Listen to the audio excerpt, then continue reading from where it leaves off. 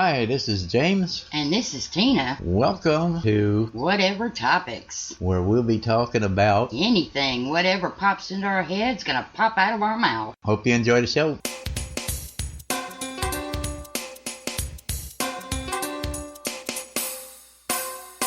Hey Tina, Hello. what's going on? Nothing new. Yeah. Hey everybody, welcome to Whatever Topics, episode number 5. Yay. Yeah, we're getting up there. We're getting a few listeners now too. Alright. What we're going to talk about today, I got a couple things I want to bring up from last week, kind of like, added to some of the stuff. Okay. We was talking about snakes not killing the black snakes. And, yeah, so I thought I'd throw in there why you don't kill the black snakes down here, or maybe anywhere else. They're harmless. Well, yeah. And they keep the rattlesnakes away from the yard. There you go. The smaller rattlesnakes, anyway. That's what I wanted to hear. Yeah. Like the ones that we walk up to and look at them and they just look back. Yeah. And once in a while they over your feet. Yeah.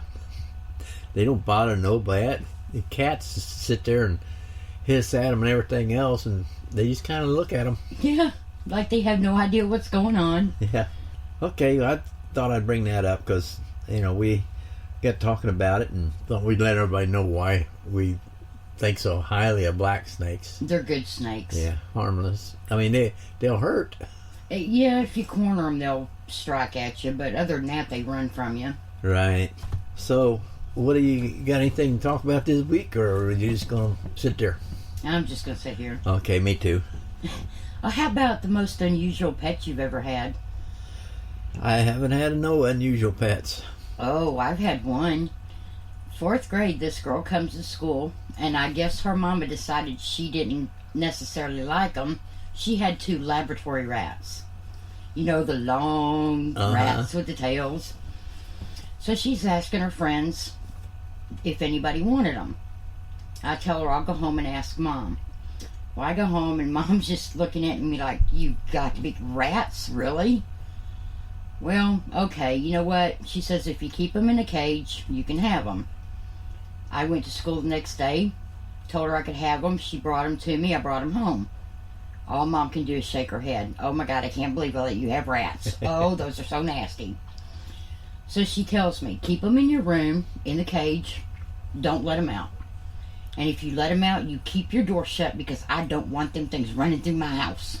I see where this is going. Well, I had cats. I wasn't going to let them run through my house. I'm not. They're my pets now. So here I got these rats, and I've got them out, and they're running up and down my arm. And they used to like to sit on the back of my neck and peek their head out from under my hair. Talking about rats in your hair. There you go. Well, I got one in there, and it's peeking its little head out. And Mom walks in, and all she can do is just shake her head. Oh my God, did I really let you have them rats? Well, I guess she finally got used to them because, she'd walk in the room, she'd look at them, go, okay, whatever, and walk out. But that was my most unusual pet, was my 2 lab rats. I named them Fred and Barney.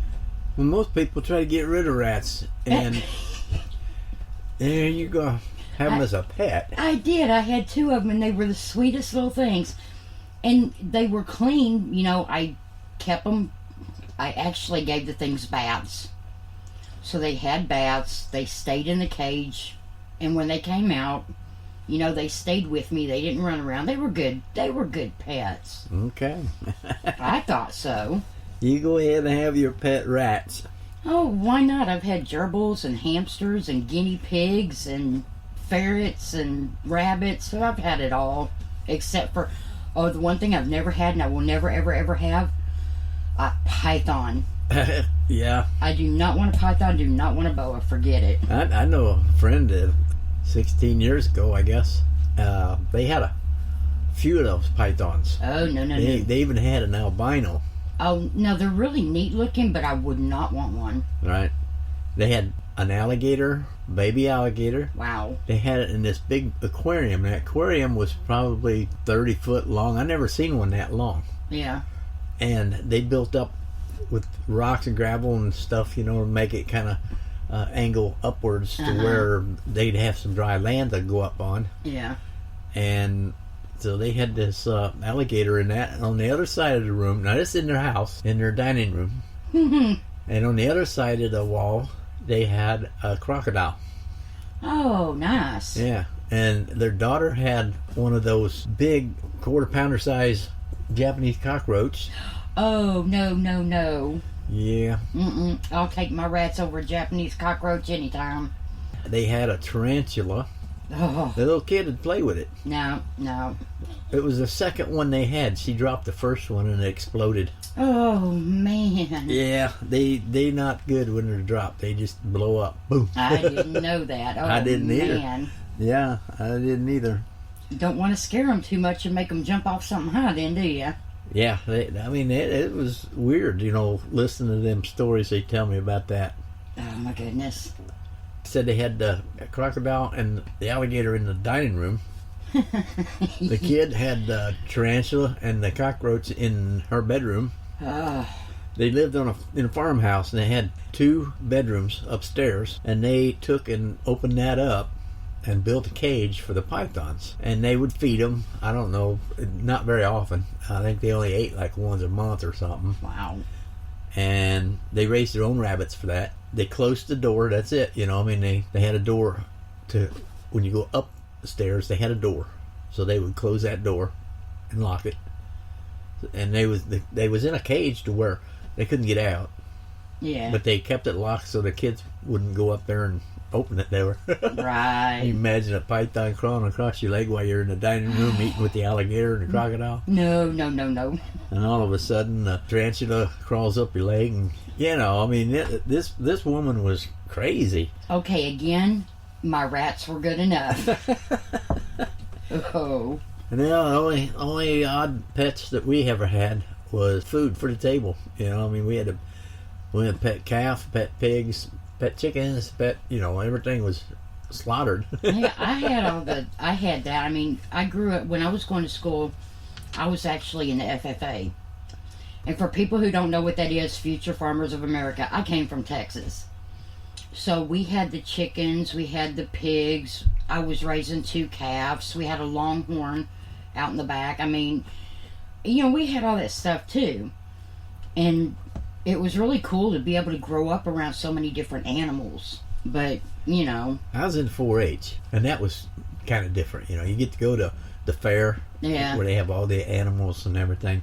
I was elected the president of our 4-H club because I was the only guy in it. Where I come from, the ratio between a male and female, there was probably about, I would say maybe 10 or 15 females to every 1 man. You know what's funny? You're talking about being the only guy in that. In my class, I was the only girl out of 12 students in that class. And the funny thing was, I made the best grades. I guess I should have been a farmer. Yeah, I took home economics in high school, but I was the only guy out of about 20 girls. Oh, that's odd. I think we had 3 guys in our class. Even the same thing after I grew up, and I went to be a state tested nurse assistant, STNA, state tested nurse assistant. I was the only guy out of the class that we had to take our test for. There was probably 10 girls in there. And what's funny is you don't feel out of place either. You just kind of fit right in with them. Oh, yeah. Now, it's kind of scary, though, because when it comes to learning how to shave the patients, oh, yeah. I was the only guy there. Well, so you was the test subject. Well, yeah, and I was surprised that them girls was as good at it as they was, because I thought sure I was going to have a whole handful of Band-Aids. Band-Aids or toilet paper? Toilet paper. But they all had a turn to shave a bit on my face. Mm-hmm. And they picked what spot they wanted to shave. Yeah. Yeah, I didn't tell them. I said, just shave here. One would shave a little bit on the side of my face, and one would shave a little under my neck. Another one shaved my chin a little bit. Well, after we got done, I had to go to the bathroom and finish it. Yeah, of course. Yeah, we did a lot of hands-on stuff. Learn how to prop somebody up in the bed with pillows between their leg and behind your back to make them comfortable. Yeah. I'm going to teach you that one of these days, because that really makes you feel good. Oh, so you're gonna say here? I'll show you, and then you can do this for me. Yeah. Wait a minute. I'm in worse shape than you. You're gonna have to do this for me. That's the bottom problem with it. We can't both sleep like that. That's true. Because once I get you situated, you can't get up and get me situated without me having to get up and resituate you. Oh, come on. So you get a good night's sleep one night, and I get a good night the next. Oh, there you go. There you go. All right. Are we going to do our commercial tonight? Sure. Okay. Hang on. We'll be back after this commercial.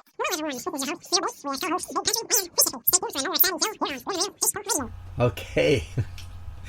That's a good one. I'll tell you. I like to speed things up so we can get right on through it. Speedy commercial.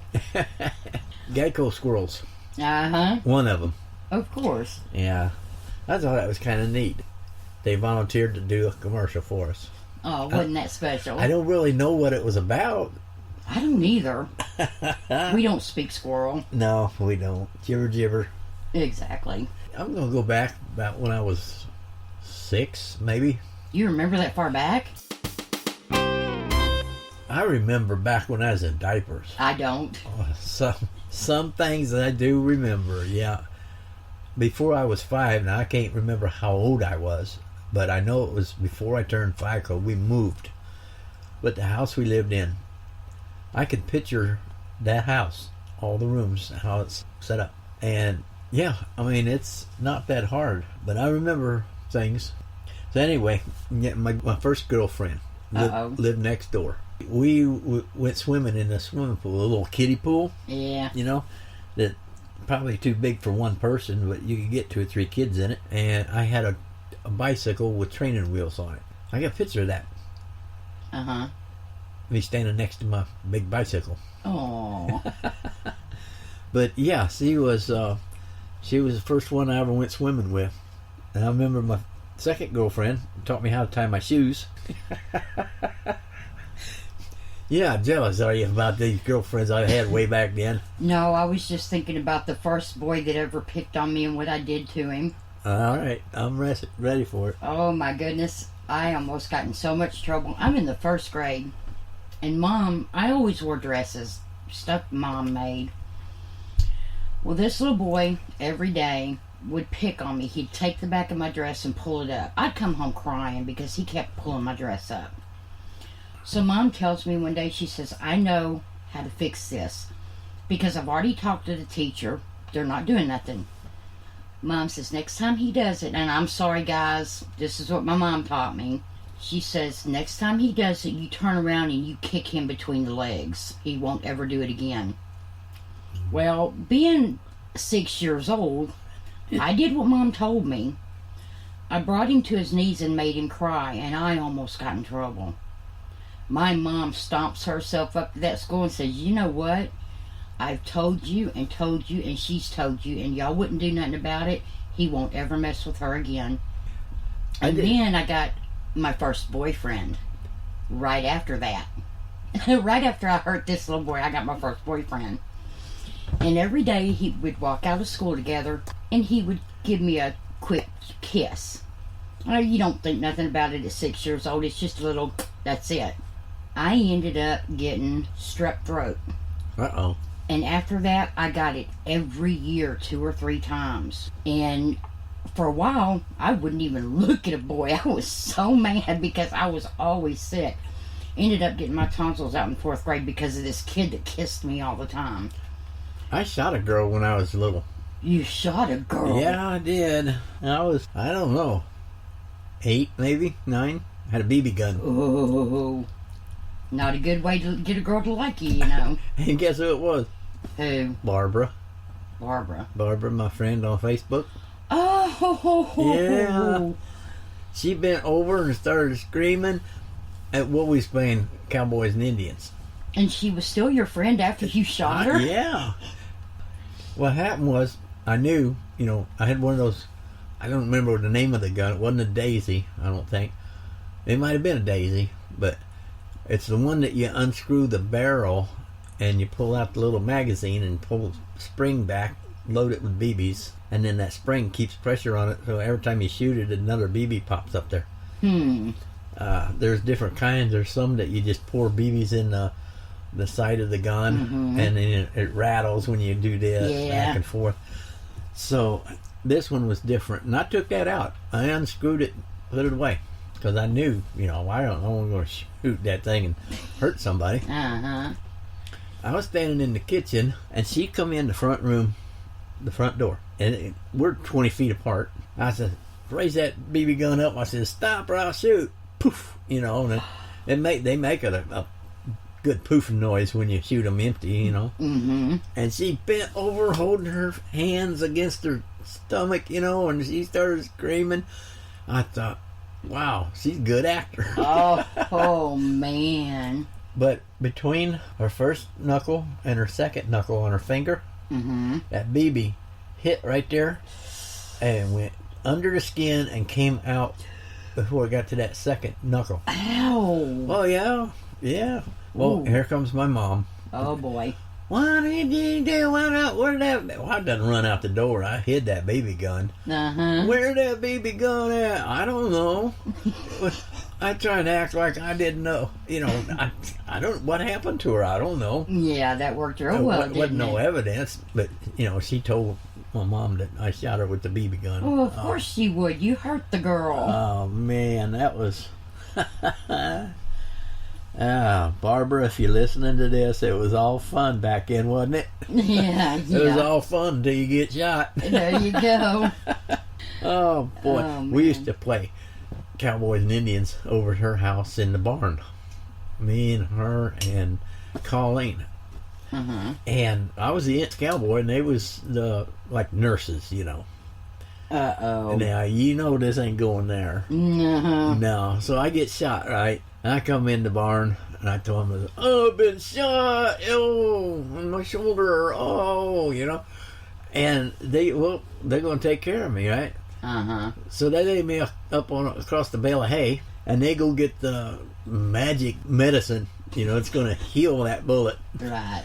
And they get a bunch of horse feed and some water, and they mix that up to a paste, kind of like what you're going to make cornbread out of. Yeah. And they pulled my shirt open, and they just slap that stuff all over my shoulder and stuff, and then, you'll be all right, And I said, okay. When I stood up, it just fell all down my side of I was miserable. Oh man, a horse feed when it gets wet, it gets gooey, sloppy mess. Oh boy. Yeah, them was the good old days. Yeah, how about when you get stung by a bee and your grandmother takes your grandfather's snuff, mixes a little water in it, and then rubs it all over the bee sting? Yeah, I've heard of that. Yeah, Mama used to do that to me. Chewing tobacco on it, and it helps heal it. Yeah, it takes a sting out. I mean, I've been stung several times. That's exactly what they did to me. If you get a scratch or a cut, on your arm or hand, whatever, let your dog lick it. I've heard that. He takes all the germs and keeps it from getting infected. And you would think, knowing what a dog licks, that the dog's mouth would be nasty. Oh man! But they say a dog's mouth is actually cleaner than a human's. Yeah, that's all right. You can keep it. Well, I guess it's all the You wouldn't think so, but that's what they say. All right. Well, I was getting ready to tell you about with my first fishing trip when I was about 6 or 7 years old. Up the road. Now we lived out in the country. Each road was a mile long, so they made squares out of square mile roads. So we lived in the middle of this one road, and that was us. That was it. Wow. Nobody half a mile this way, nobody the other way. Actually, it was a mile to the next house the other way, but the road divided, where it was, our road was only a mile long, and we lived in the middle of it. So my mom says, well, let's go up and see Bertha. The names people had back then, I don't want to get into that. Mama's name was Bertha. Yeah. Now go ahead. So we walked, Mom always walked up there, and once in a while she'd drive, but a lot of times she'd walk just to have something to do. And we walk up to her house, and I'll never forget that woman. She cleaned my fingernails one time, and I hated her for that. You know, see, oh, you gotta dig deep down there and get all that dirt out. You know, I was screaming and everything. But anyway, they had a little pond, and she's the one that grew her own worms. Oh, yeah. Had a horse trough in her little lean tool there where she parked her car in the winter. And she'd bury worms in the dirt. Well, she'd put them in the dirt. They'd bury it herself. But every once in a while, she'd take one of them little shovels, like, you know, a garden hoe or rake, whatever you call them, and she would dig up the worms. And if they're good sized worm, you know, 4 or 5 inches long, she'd cut them in thirds, throw them back in there. Yeah, they grow. They grow back. Mm-hmm. Because a heart's got, I think, 6 hearts. Oh, I didn't know that, but I did know they grow back. Yeah, they got like 6 hearts. So we go up there to go fishing. Oh, we'd go cane pole fishing. Done that. Yeah, that was fun. But then, you know, they come out with these, what they call rod and reel. Yeah, weren't those cool? Shakespeare. So much easier, too. How many of you heard of Shakespeare? Me. If you haven't had a Shakespeare fishing pole, you haven't went fishing. Hey, I haven't had one, and I've been fishing plenty of times. You sure you didn't have a Shakespeare? Well, anyway, we go out her little pond she had. To me, it was big. Get them worms out there, and her and my mom would have these big bonnets on, you know, for the sun. Well, I was kind of pale and everything, so I didn't wear any hats. I don't know how, you know, I'm not having a hard time getting my bait out in the water far enough, you know. I couldn't, I guess, swing it hard enough or something.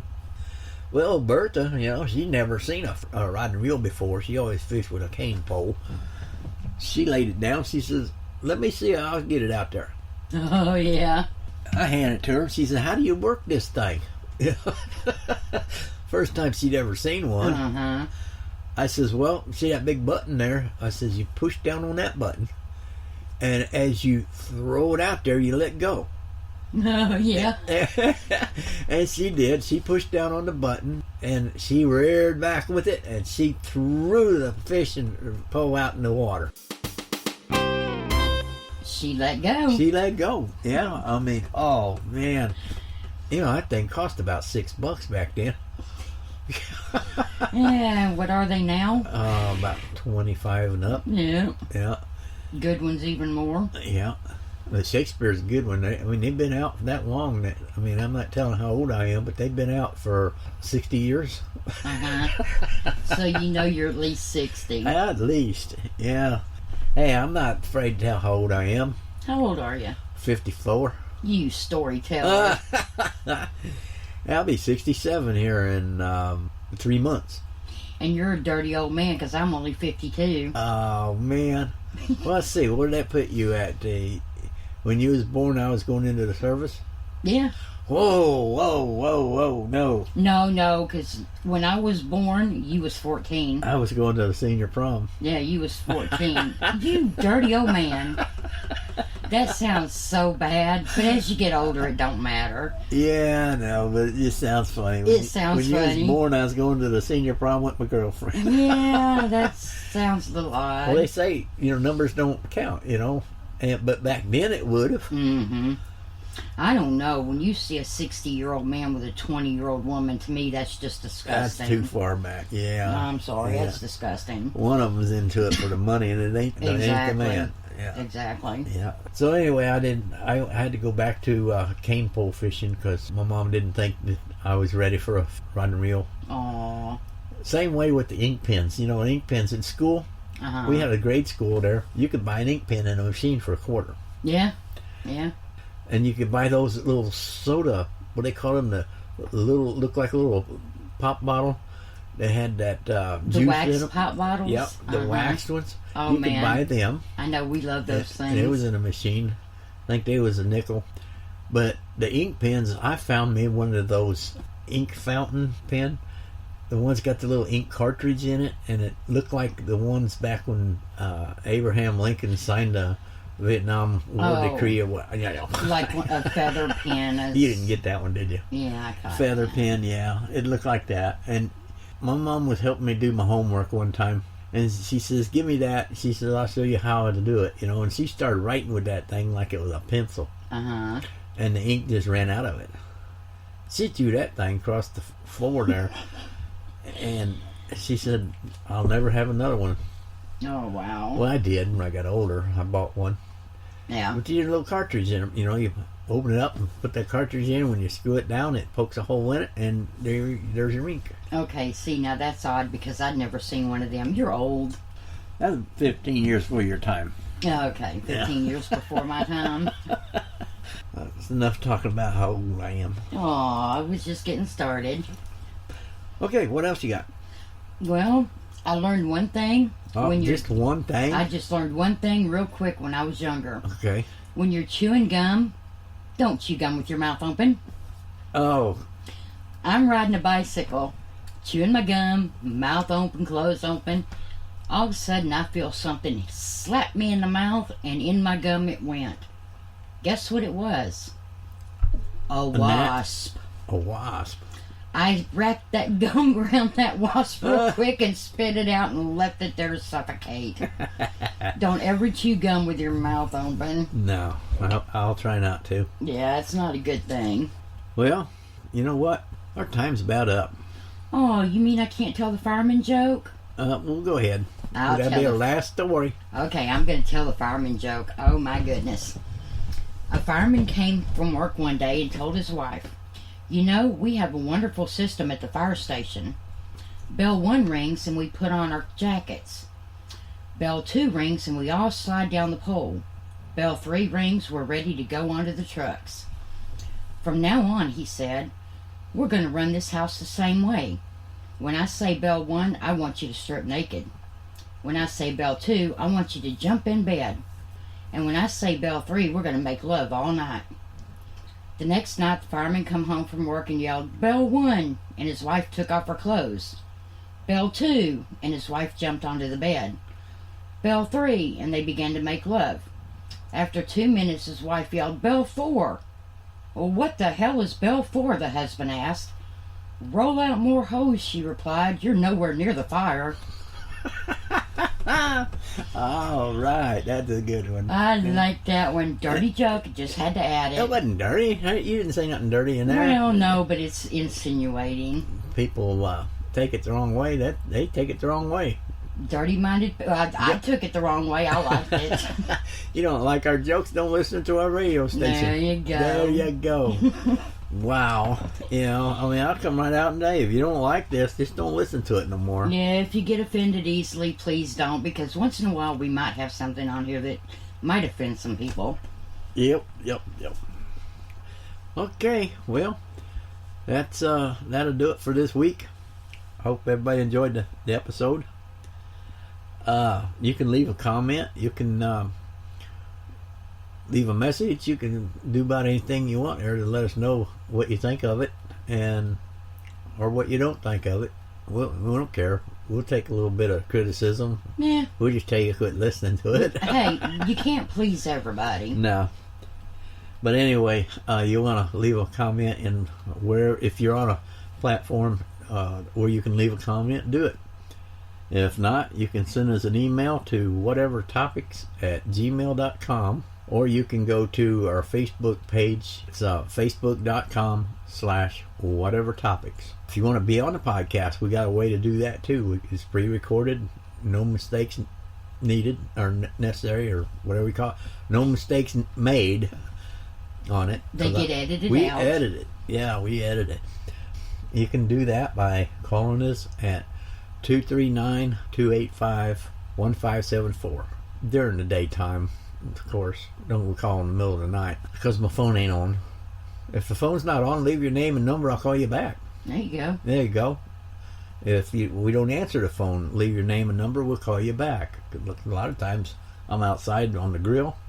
I leave my phone in the house. I'm not like some people that had it pierced in my ear. Oh yeah, we don't have them pierced our ears. No. So, okay. Well, that's it. And we'll talk to y'all next week. Same time, same place, whatever time and place you're at when you listen to it. Until then, what was it? We haven't figured anything out yet. Somebody tell us what to say at the end of it, you know? Enjoy your weekend. Anyway, anything. Just tell us what to say at the end of the show, okay? All right. See ya.